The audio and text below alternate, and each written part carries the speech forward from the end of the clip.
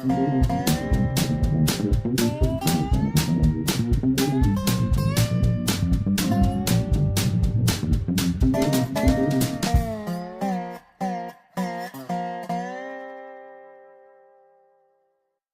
is Dave Monk, your Prairie Monk, WAFT Champaign, 90.1 on your FM dial. And Dave on the board. Today is June the 11th, 2017, and this is the Prairie Monk Show, WEFT's weekly look at the environment and conservation, rails to trails, greenways, and lots of other stuff. Yes, I would like to encourage people to go see a prairie at this time of the year. It's not easy to see the plants because they're not flowering, or a lot of them aren't flowering at the present time, but the biomass is there. And so I listed here a bunch of local prairies that are accessible, and it doesn't take too much time to go have a look and see what the plants are like. One is Lake Park, and that's accessible through Winfield Village, the west side of Winfield Village. The Lake Park Prairie is in a slightly different location than Lake Park itself. There's a ditch in between, so if you go to Lake Park itself, that's not easy access. Route 45 between Windsor Road and Curtis Road is an excellent little prairie, narrow, between the road and the railroad line, but you can cruise that and get an idea of what a prairie is like. Windsor Road is a little prairie that follows a ditch that runs along parallel to the more recent establishment of Windsor Road. Meadowbrook Park is excellent. It has various plots. Some are more all grasses, and some are more biodiverse in the sense that they have a lot of broadleaves. And they have birds and insects and creatures that has been alive for quite a long time now and rather mature, so you get a rough idea of what a prairie is. There's a big dig on 2nd Street, and the big dig on 2nd Street has been planted to prairie in many places. So if you walk around the detention pond, it's a large community detention pond, it will enable you to walk around.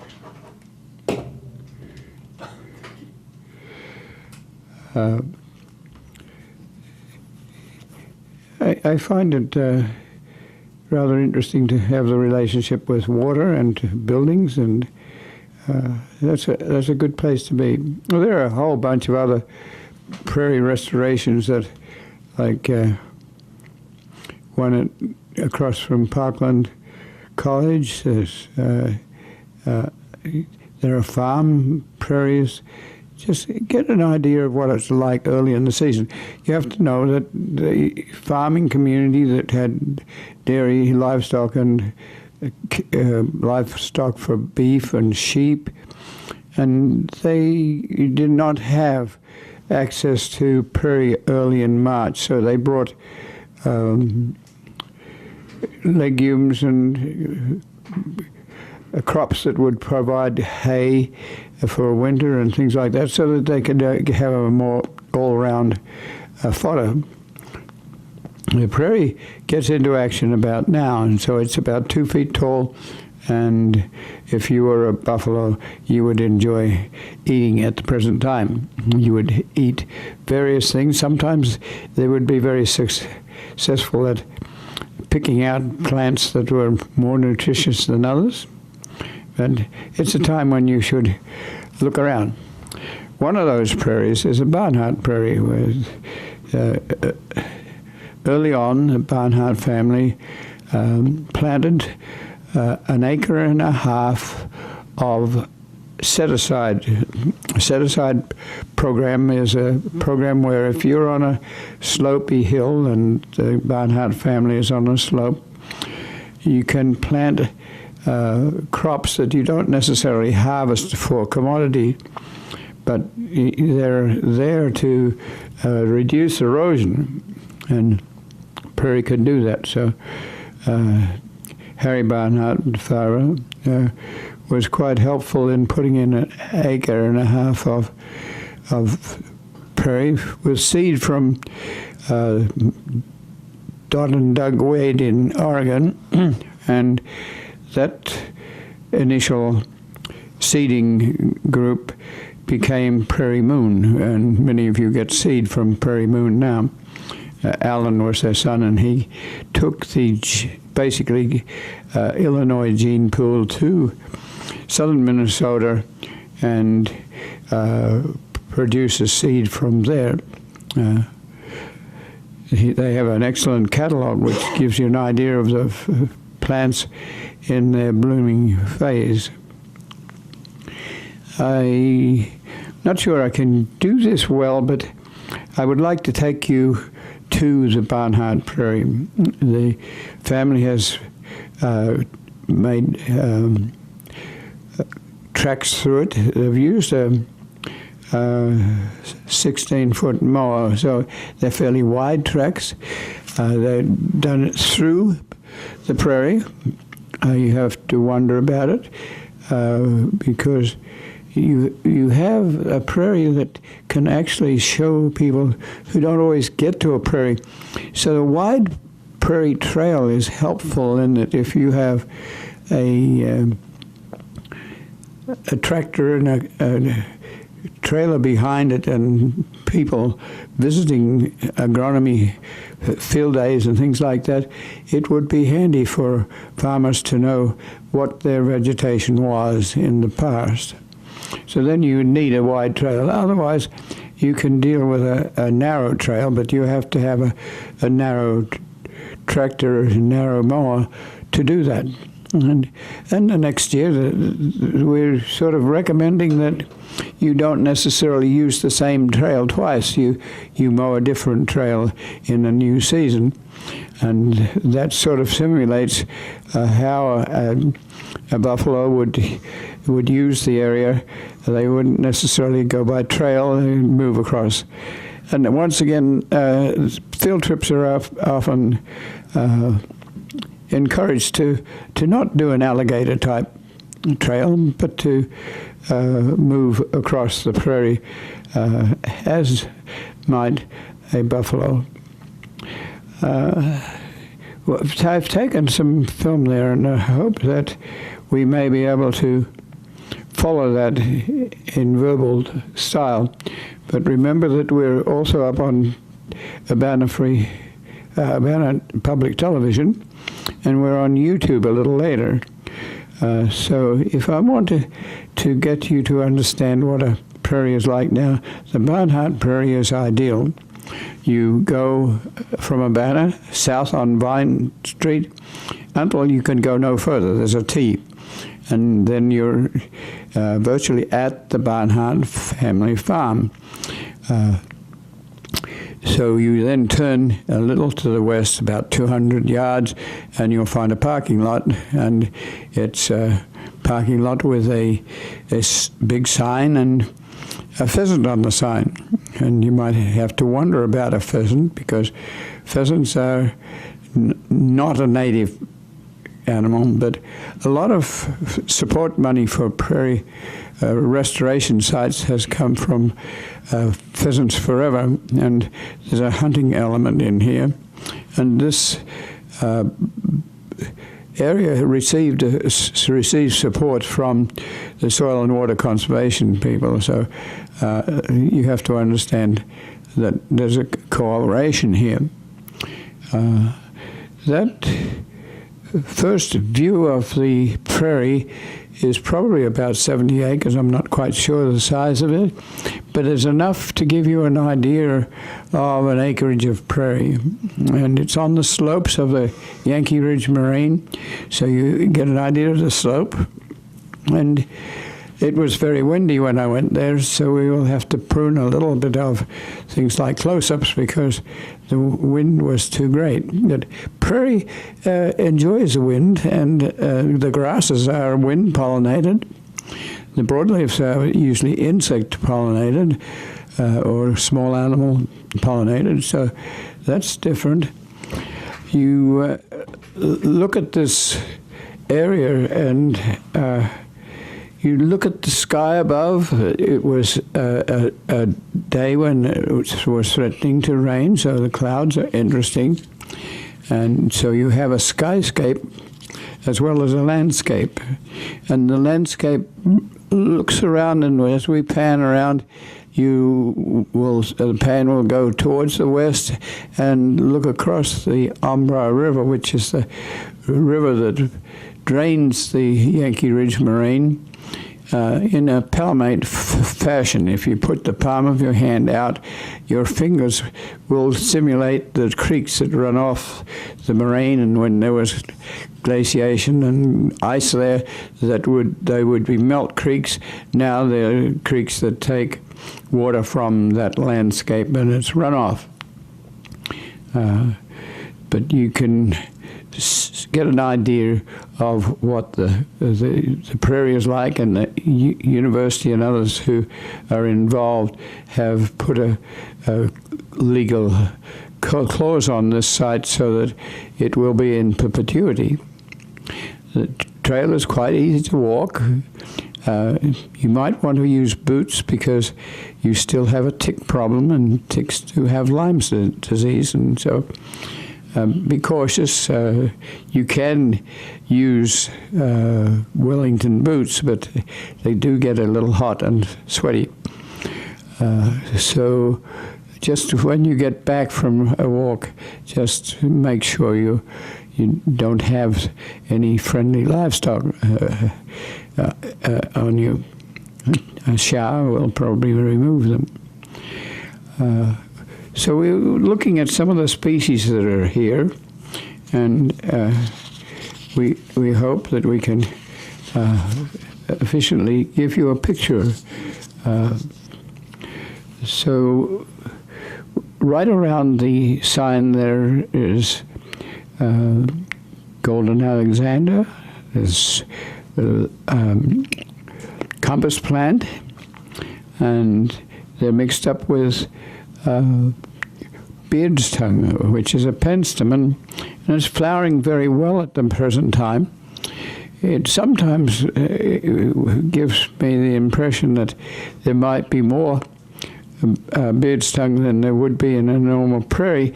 Part of that is because the seed is easy to collect and fairly resilient, and they grow well and they're beautiful. So there's a ambiance at this time that you'll enjoy. It's often the seeding of a prairie relates to what time you collect seed, and so you don't actually see the seed that goes with early spring liliaceous type plants, but you do get a range of plants that are growing right here and now. You also get a weed or two. Actually, this prairie is very free of weeds, but at this time of the year, yellow and white sweet clover come up. Prairie specialists don't really enjoy these plants. They're very aggressive and they can take over. But beekeepers, Italian beekeepers, that is, not the prairie beekeepers, the prairie bumblebees and other insects do not conveniently have a hive and comb that can be harvested for honey. So we use Italian bees there. So these prairie sites don't always encourage Italian bees, even though we might have an occasional sweet clover. So I take a photograph of the sweet clover, and just individual plants, and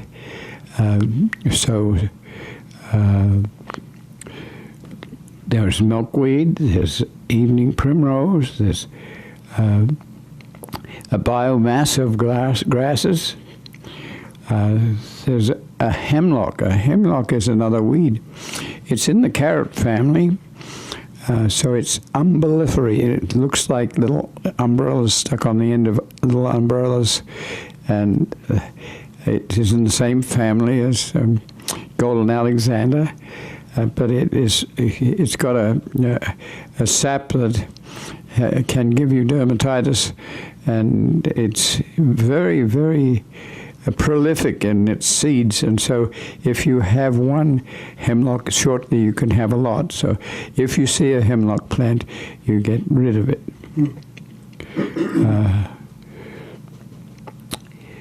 The trail is wide, as I've said, but it gives you an idea of, it gives you freedom to move, and you can talk two people abreast with each other. It's not good for a bicycle because it's soft, and the prairie plants are what have been mown over. It's important to give you access, and I appreciate the Barnhart family doing that. There's rattlesnake master, which has got a sort of bluish haze to it, and it's got little projections on the leaves which give you the impression of yucca. So its second name is yucca folia. Its foliage is like yucca. The spiderwort, if you want to see the spiderwort, you go early in the morning, because afternoon it closes up. So it's a blue flower, and it's Trotoscandia is its botanical name. And it's interesting and often used in botanical classes to allow you to see protoplasmic streaming. You put staminal hairs under a microscope and you can see the protoplasm moving around. The stiff-leaf goldenrod, quinine, and quinine gives you the feeling that, yes, this may be a plant with a biochemical in it that is used in the mitigation of malaria. So that reminds you that there are a lot of other chemicals in this prairie, and that's why we want to keep the gene pool together. And you can get that by replanting a prairie, but better yet is to find a remnant prairie where the plants have been growing for perhaps best part of 1,000 years with different dynamics depending on the water and the soil and a bunch of other features. Then often they form clumps, so you have a mixed prairie that doesn't necessarily look totally all the same.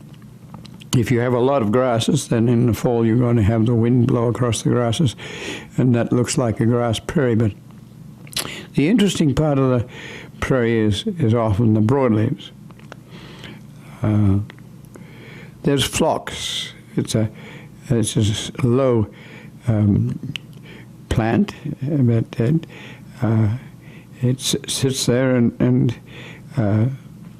occasional sunflower out. You have to watch the sunflowers a little bit. Plants like black-eyed Susan can actually take over if you're not careful. Indigo, not a lot, but it's there. Greyhead coneflowers will be out soon, and they're actually fairly prominent on the Big Dig in Champaign. Then on the hill, the trail doesn't really go to it, but there is the early plot where Donald Barnhart and his father, Harry, brought plants from Route 45 and put in plots and then sowed 1.5 acres. And the purple coneflower there is very generous. It still looks wimpy compared with the commercial breed of echinacea, which many of you will know. Horticulturists tend to take these plants and improve them, make them look more beautiful. But the original purple cone flower is kind of looks like a wimp compared to the commercial one. There's mountain mint, which is aromatic. It's a mint, so it has a square stem. And then nearby is beaver balm, which also is a mint and aromatic and very attractive for bumblebees. And then we have a good clump of grass, which indicates that the grasses are not like your lawn grasses that crawl around with underground rhizomes. It's a clump grass, and we don't tend to plant it in profusion so great that it denies the broadleaves their access.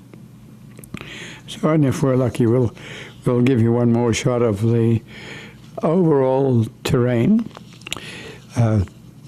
There is a barn there, a big barn, and the Barnhart family is generously converting that to a visitor center and a restaurant so that you can go and enjoy the prairie, and we appreciate that indeed. If you get a chance, look at the television version of what we do, and we hope to have those pictures. You might want to let people know where this is that you're talking about. Oh, once again, this is at the end of Vine Street in Urbana, and you can go down to where Vine Street ends. If you're going towards Philo, that's the Barnhart family farm. If you're in Champaign, you take First Street or Neal Street till you get to Old Church Road in Savoy, which, if you're on 45, there's a big vacant elevator there. So take the road about 2.5 sections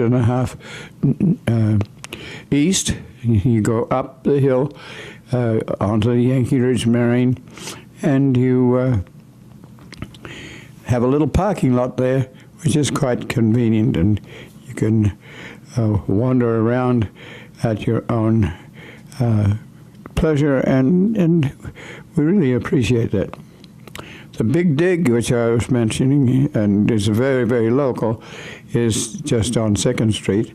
And our little prairie, the pocket prairie this week, had a false indigo or baptisia plant out in flower, and that was fun. And the compass plant on the little prairie is probably about 3 feet high now, and several stems, and you can see it lining up to be 10 feet tall, and with leaves that it's a sister of a prairie dock, which has a very big elephant ear type leaf, and it gets some of its drought resistance by being cool, and so you put your hands on either side, you can feel it's cool. The compass plant invaginates its leaves, that is, it drops out a lot of its surface area and its stomates that allow breathing, so that the leaf does not lose water, and it also faces north and south, so that the sunlight shining on the plant doesn't burn the water out of the leaf. It has a 15-foot root, and it grows very vigorously. And the little prairie across the road from West is doing very well. So I want to tell you about some other things we've done this week. We have to think about what Heartland Pathways does with its resources. We have 3 railroad beds that are separate, but on either end there was a railroad museum. 1 4-mile stretch of that railroad bed that belongs to Heartland Pathways has given the Champaign, Havana, and Western Historic Railroad, which has been created now for about 5 years, to preserve the opportunity for the Railroad Museum next door to us to get into Champaign. That's an ambitious thing to do, but it's a possibility. So an easement for that 4 miles is being re-railed to allow that to happen. In order for that to happen, we have to have a bridge to go in, which was taken out. Usually bridges are taken out at time of abandonment so that no one will jump off them or have a liability problem. The next 3 miles is in an abandonment at the moment, and we hope the trackage will remain intact on that 3 miles to Bonneville so that trains can come into Champaign. Some of these things are long-term things that won't happen necessarily quickly, but you have to do them now or you'll lose out. So how do you move those sites into the future is a concern for us. How do you get railroad ties that will allow us to work the area? How do you get steel that will go down on the railroad ties? And how do you do all that without the possibility of theft of the materials? On one section near to Allerton Park, there's the potential for 4 miles of 4 miles of natural history. It's on the rail trail. We do not want to have a highway-type trail along it, so we think that 4 miles will be without a trail. It will be preserved as a nature conservation area. Next door to that is the potential for bicycles. The old Route 47, which goes to Decatur, has been replaced by the Interstate 72, which takes most of the traffic. So you have a lightly trafficked road which could have a share for bicycles. Coming around the other way, we wonder how to get through the Railroad Museum on trails created by the Monticello city of Monticello has put in a 2-mile trail over the Sangamon River on a Heartland Pathways easement, but they also bought a mile of interurban corridor that parallels the railroad's old ICG line, and extension of some of these corridors might be possible through land that has been bought fairly recently, which would allow bicycles to go around the Railroad Museum and up to White Heath, which is sort of sitting on the Cerro Gordo Moraine.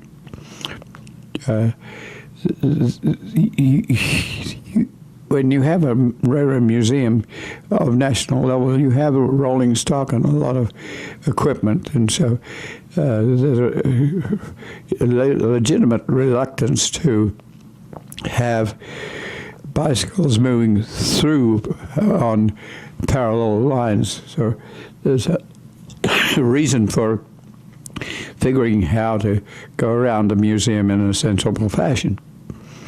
There's a little plane, model plane base there.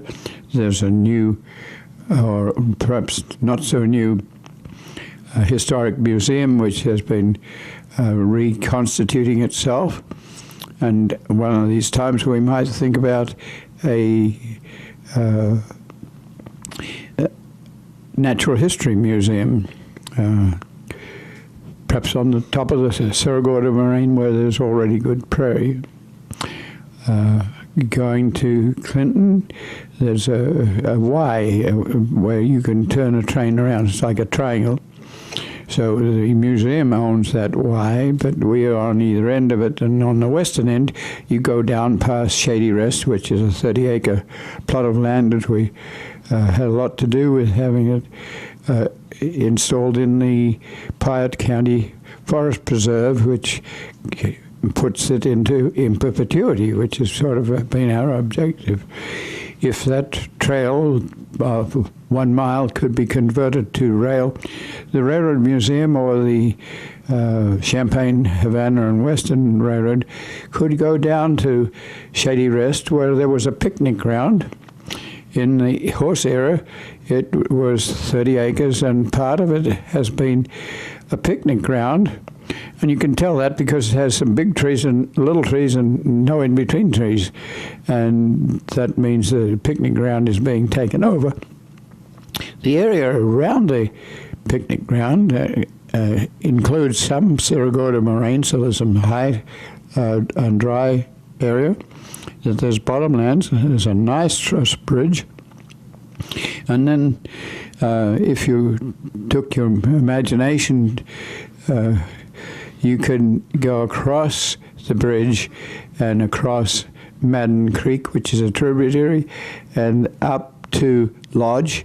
And we don't know what railroads might close out, but at the moment there's an active railroad line there. But if it closes, it might be possible to have a circuit there, which would be like a 20-mile circuit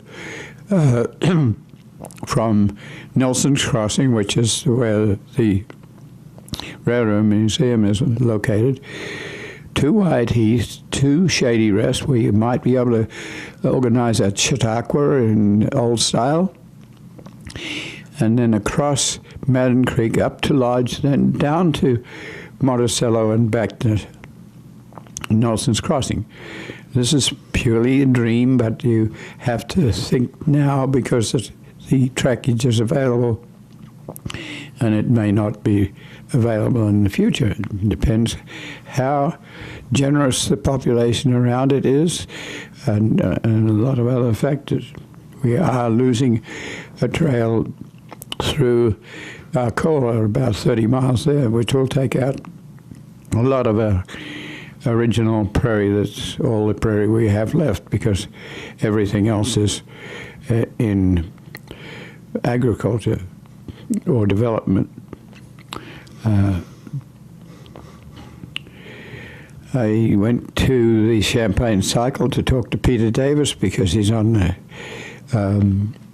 CCDC, the Champaign County Design and Conservation Foundation, and some of the thoughts about bicycles need to have this sort of background thinking. How do you get to Allerton Park? At the moment, we send people out on Kirby Avenue rather than on Route 10 because Route 10 is narrow and very heavily trafficked, and it's dangerous for bicycles.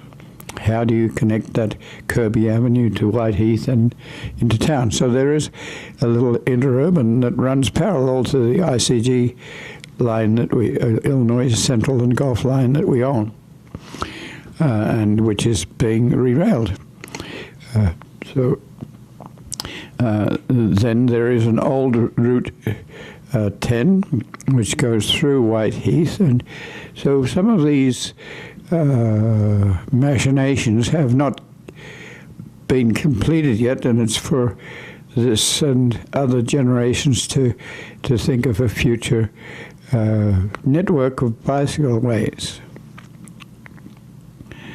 We also own land at Rantoul, and we like to think of having a corridor of prairie that parallels the Illinois Central and Gulf, which is now Canadian National Railroad line from Kankakee, which is on the banks of a river where there was a lot of sand dunes after glaciation and things had dried up.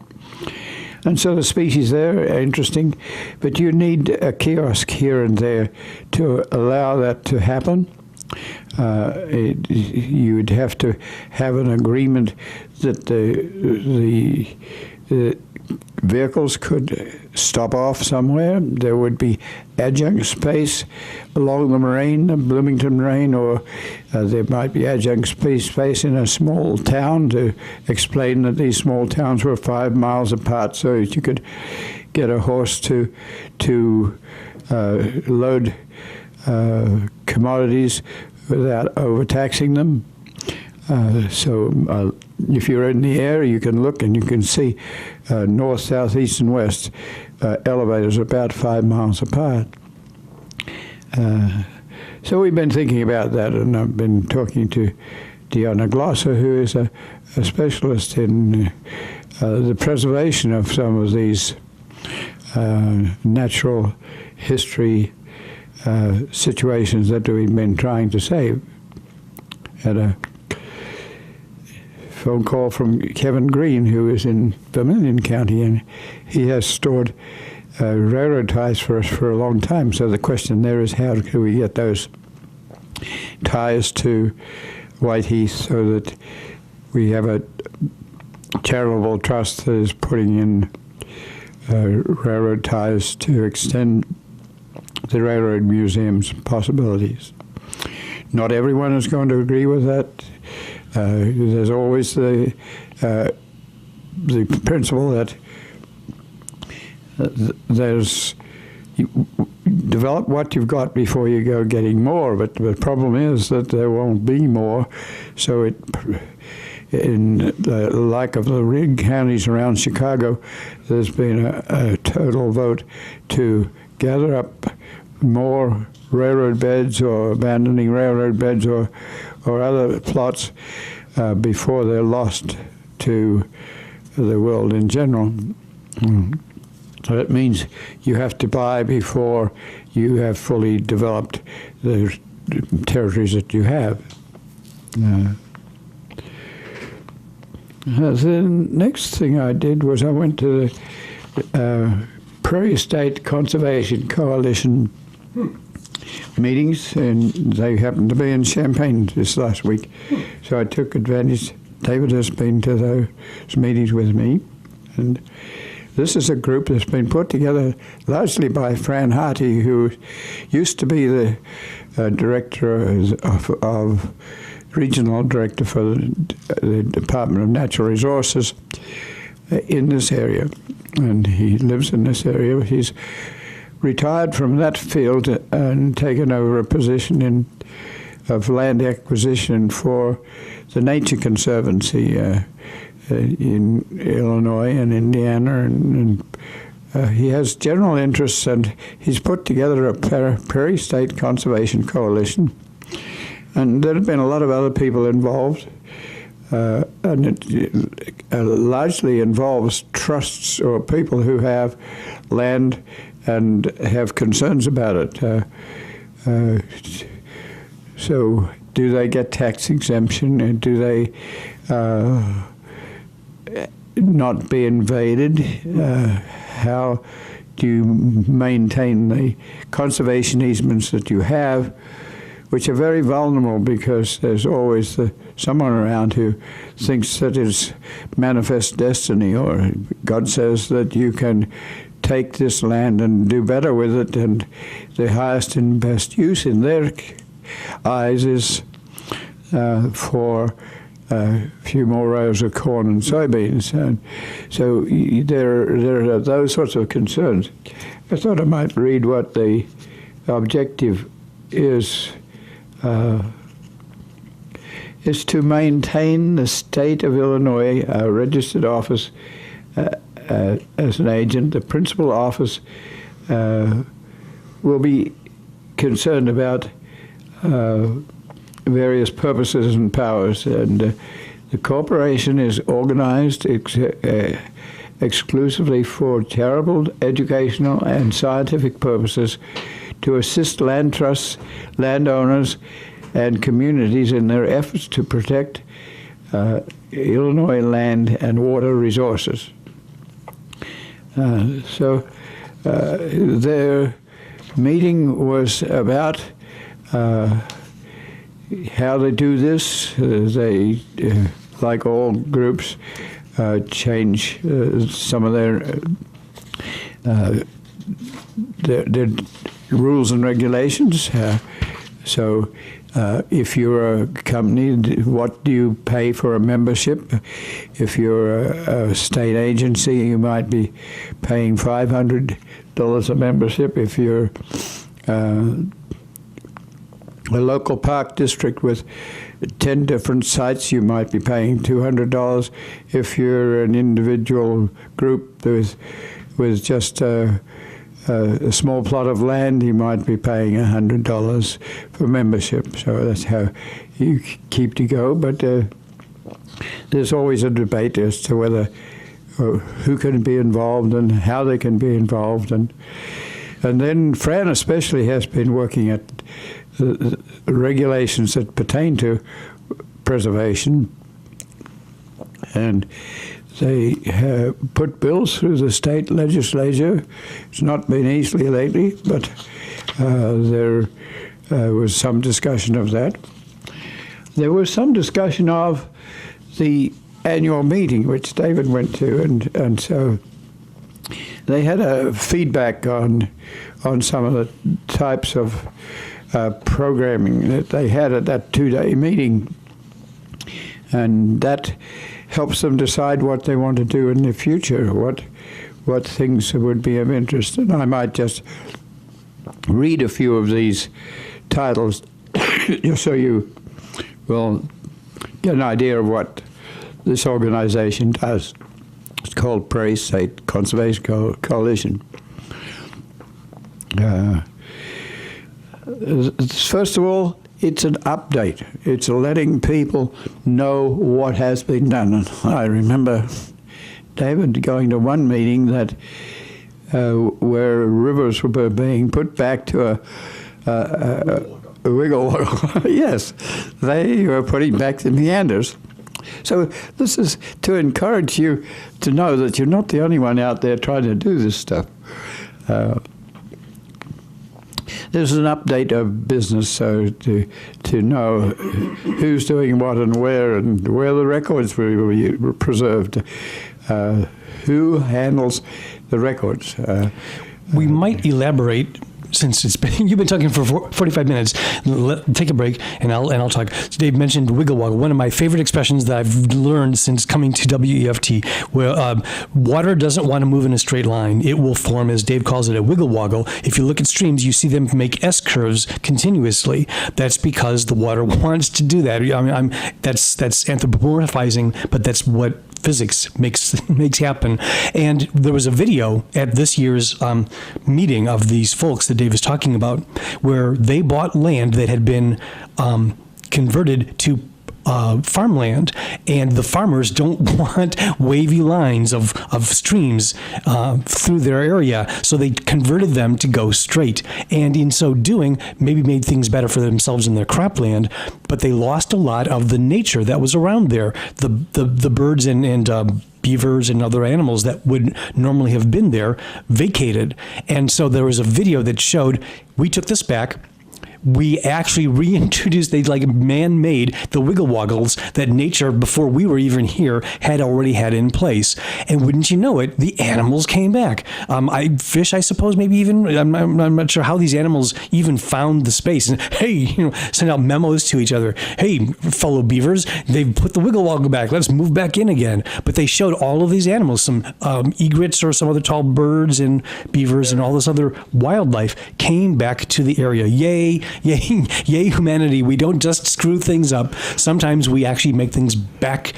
I won't say we make them better than they were before, but at least we get them back toward where they were before we messed things up in the first place.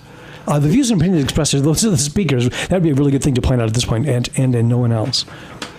Well, yes, so those sorts of things are important. George Covington was talking about tax base and how you do battle for tax bases. There's a problem that you get where sometimes big companies can buy up things like a golf course and then claim that they are preserving nature and that it's worth more than they paid for it, and then they get a tax reduction, and so they can donate these sites, and then they end up with a lower tax base, and so actually they can save money by doing this. Well, those donations are very much appreciated by the conservation foundations, but there is a question there about, is this tainted money or not? And for some people, it's tainted money, it tain't enough. And so they would like to do more of this, get donations. And so you have to wonder about what the 1% does with some of these landscapes. I had a specific that I said something about. I was very glad to be there. The Rail Banking Act has been very popular across the country. The railroaders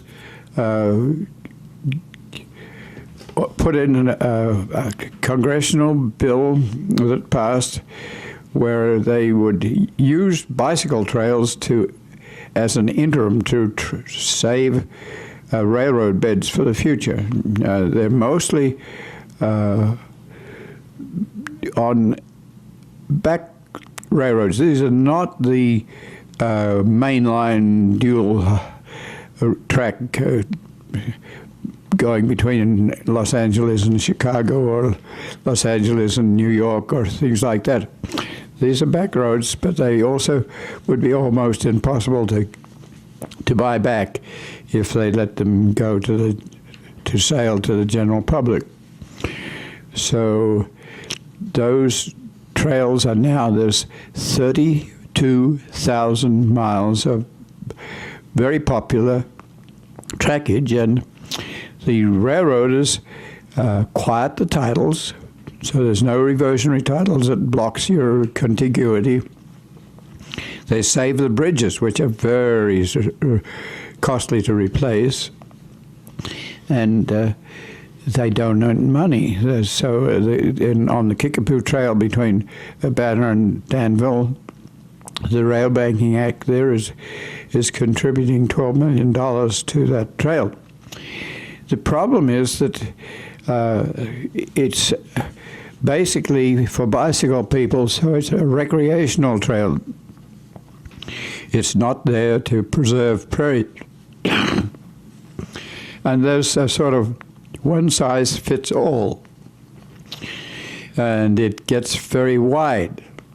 And on a railroad bed that is 100 feet wide, with a ballast for the trail in the middle, suddenly the ballast gets to be have capped with just because there might be some creosote left in there from ties, and there has to be ADA and EPA regulations satisfied. There has to be room for an ambulance or a tandem truck, and that makes the trail wide, and then the berms on either side that slopes down from the railroad track also treated with being resculpted, and that takes out all the original prairie. So I am hoping that the next phase of the Kickapoo Trail will not be wide like that and take out all the very little prairie we have left.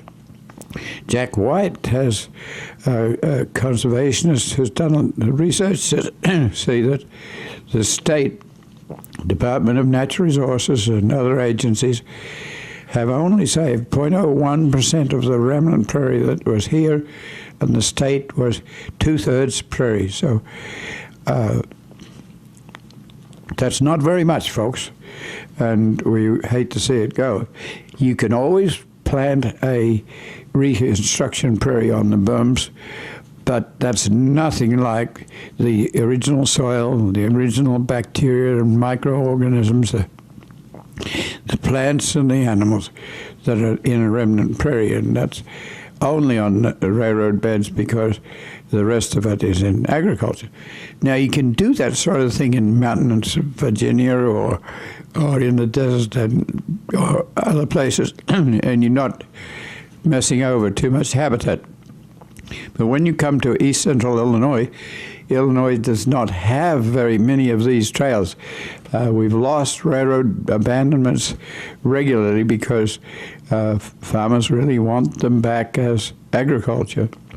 Farmers have been also very generous. A lot of them realize that this genetic material may be important to them for another type of plant. It might be a soybean type plant that would replace soybeans and be perennial. You would harvest it with a mower for 20 years. And that would save planting it each year and causing erosion. So farmers do understand what we're doing, and they've been very generous. But we also have some farmers who would like to take it over from side to side and leave the trail in the middle. And sometimes they take it out altogether. So doing that is the sort of thing that the Prairie State Conservation Coalition is concerned about. Who does what and why. Excuse me. And you also have to know that conservation areas do not look like they're being used. So that highest and best use is not for conservation, it's for something else. So you have to be able to convince people to preserve it. That means you have to be a leader in a sense. You have to be out there working with this sort of information so that people know what you have, and that means a database. That means that you have to have people who draw maps and let people know what you have, and that is a challenge for us, but it's also a challenge for most of the trusts that are a member of this organization. Sometimes there are tips from different people to allow other people to do better with their things. I won't go through all of these, but you get the message that this is an organization that's probably about 10 years old that makes a good attempt to let people preserve their heritage in an area where the land, every inch is worth money for alternative things. So I'm looking at 3 minutes. 3 minutes. We should say that WEFT is in the process of going to the parade. If you want your organization to be known, then you need to be out there. So Bill Saylor is organizing a parade vehicle, and so if any of you want to be helpful and help put that together, first of all, we have to have a trailer. Then we have to have the equipment on it.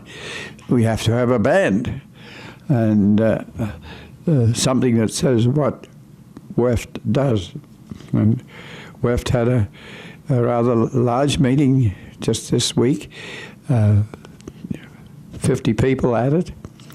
And one of the big questions is, how do we lead this? How do we let people know who we are? And sometimes we even need to know who we are ourselves, because we don't. There may be 70 disc jockeys, or air shifters, but they don't always know each other. And how do we get together as a team? It's a challenge, and those of us who sit near and beside WEFT hope that these things will keep going, because if you walk into the Great Hall of WEFT, you'll see thousands of CDs, and know that on Monday night there's a WEF session of local people, and so there's so much energy associated with WEF that we're very interested in keeping it together and functional, and sometimes that's a challenge. And David might have some comment to that effect. I guess I'll just say, if people are intrigued by the idea of being involved in our being in the parade, the only contact that they really know would be to contact you, Dave, so you could give them your phone number. Oh. If you feel like. 351-1911. I don't have Bill's phone number offhand, but call West and 359-9338. And any help that you can give is wonderful, just even on the day when putting things together. And at least come to the parade, and if you see us, cheer for us, please, because you can tell from the fact that we like to talk on the radio. We appreciate the being recognized. So let us know that you're out there and you're glad we're here. I'll mention. Yeah, go ahead. I will mention one other thing. You talked about the prairie plants not being in flower. On my way here, I found a stand of echinacea, purple coneflower, and a few of them already had some small little leaves coming out, and one of them was a full-blown purple coneflower. Yes. So some of them we're getting to the season when you can actually see these plants in flower. So, and that's it. This is Dave Monk, your Prairie Monk, WAFT Champaign, 90.1 on your FM dial. And Dave on the board. And as always, the views and opinions expressed here are solely those of the speakers and no one else.